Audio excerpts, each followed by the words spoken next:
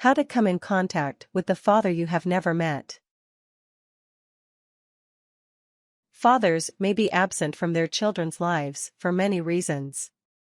Sometimes, a breakdown in the relationship between the parents means that a father loses all contact with his child. In other cases, the relationship between a birth father and his child might have been severed by formal adoption. Perhaps you would now like to contact your father, or he would like to contact you. Preparing for the meeting can help ensure the best possible long-term outcome. Part 1: Finding your father. 1. Search for your father. If you want to initiate contact but do not know how to find your father, you will have to embark on a search. Realize that this search might take a long time and might not result in an actual meeting with your father. 2. Research relevant state or national laws. If you were adopted, research the relevant laws governing your adoption records. You might be able to access an original birth certificate, for example, in order to obtain your father's name. 3. Search adoption or reunion registries. These registries allow parents and adopted children interested in making a connection to post their information. The registries can then facilitate making contact. Be cautious, however, about expanding your search to social media in general. Make sure to maintain privacy settings on your accounts so that you can pace the amount of information you disclose if you find your father. 4. Talk to relatives in order to assemble information about your father. Finding out where he worked or the names and addresses of his parents, for example, might be the first steps in finding current information about your father. 5. Hire a professional or volunteer searcher. If you choose to hire a professional, make sure that they are properly certified by a relevant oversight body. Volunteer searchers offer a more limited range of services, but may be able to help you collect valuable information. Part 2: Deciding to meet your father. 1. Decide whether you want to meet your father. The decision to seek contact can be motivated by many things, from wanting to learn family medical history to desiring a relationship. If your father is the one initiating contact, remember that the decision rests with you, not with him or with your other relatives or friends. You may choose to hold on to his contact information for as long as you want in order to be ready for the encounter. 2. Prepare yourself emotionally. You may want to read accounts written by other people who have reunited with an absent or unknown birth father. Support groups for adopted people may be helpful. You can also talk to your friends and relatives about your decision, though you should recognize that they may have their own feelings about the process as well. Recognize that your father might not want to meet you, at least right away. Before you initiate contact, think about what it will be like if he refuses contact. Make a plan to reach out to specific people, such as supportive friends or a social worker, if this happens.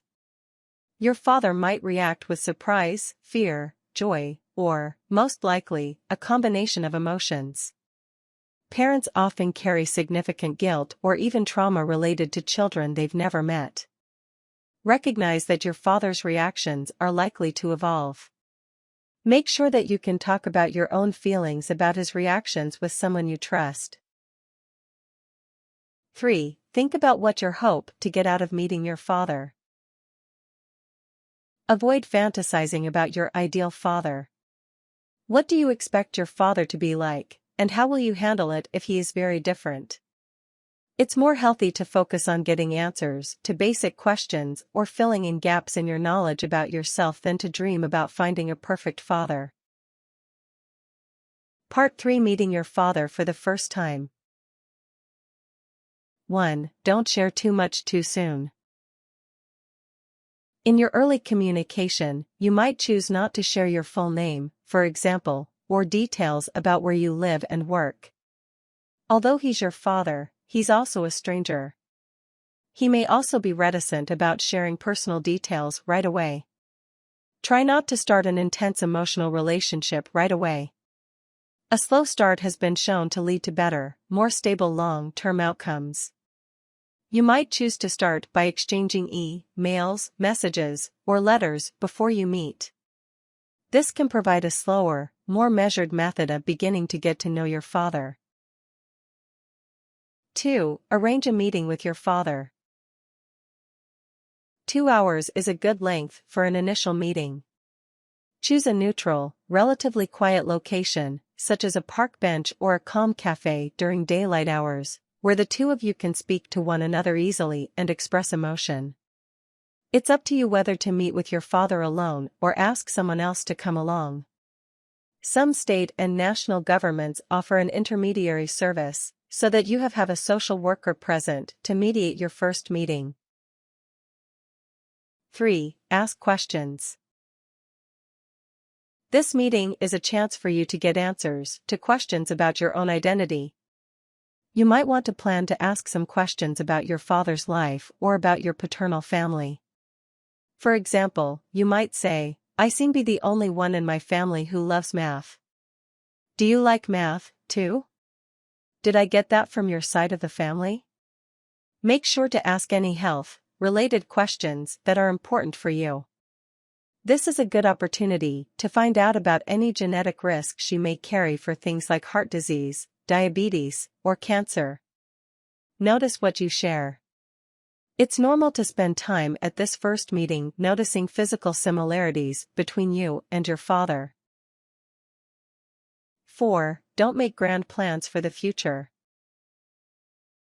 An initial meeting is likely to be very emotional. You may be surprised by what you feel, and so may he. You both need time to reflect on the meeting and think over what you would like to do next. If your father wants to think about the future, you might suggest something small but concrete. For example, you could set up a time to get a cup of coffee and talk again in a few weeks. 5. Set up a support system for yourself. Make sure that the people who love you know about your meeting with your father. Plan what you will do immediately after the meeting and for the rest of the day. For example, you might plan to call one friend and have dinner with another. Don't plan to return immediately to work or school. If you are seeing a therapist or counselor, or working with a social worker, schedule a meeting or telephone call to debrief. Part 4. Developing a long-term plan. 1. Don't let a disappointing first meeting define the relationship. If your first meeting was disappointing, it can still be worthwhile to maintain contact. Keep trying to get to know one another. There is no set script for reunions, and it can be a very challenging experience for both fathers and children. 2. Recognize that there may be a honeymoon phase. A good first meeting can lead to euphoria and a sense of immediate, intense connection.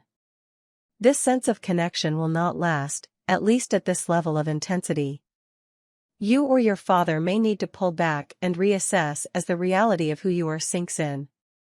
Be ready to take a time out to sort through conflicting, confusing feelings and adjust the relationship.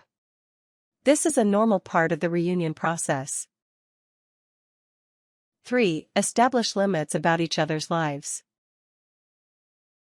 Beginning with minimal expectations can help you both to build a stronger, more enduring relationship. You may need to take the lead in establishing those limits, because parents often bring greater expectations to reunions than children do. For example, if you have children of your own, you might wait until you have gotten to know your father better before you introduce them to him. Be clear about what kinds of contact are welcome, and what kinds aren't. Perhaps you would like him to call before stopping by, even if you happen to live close by to each other. Or perhaps you would rather have a scheduled telephone call instead of a more casual relationship in which it's okay to call or text anytime. 4. Allow time for the relationship to develop. Any relationship needs time and space to evolve and deepen. If you and your father are both interested in staying connected, look for ways to spend low-key time together. You could schedule a monthly lunch or telephone call, for example, or attend sports or music events occasionally together. 5. Accept the relationship may not deepen or may not last. Although reconnection often carries great benefits, some people find that they do not want a lasting relationship with their father after all.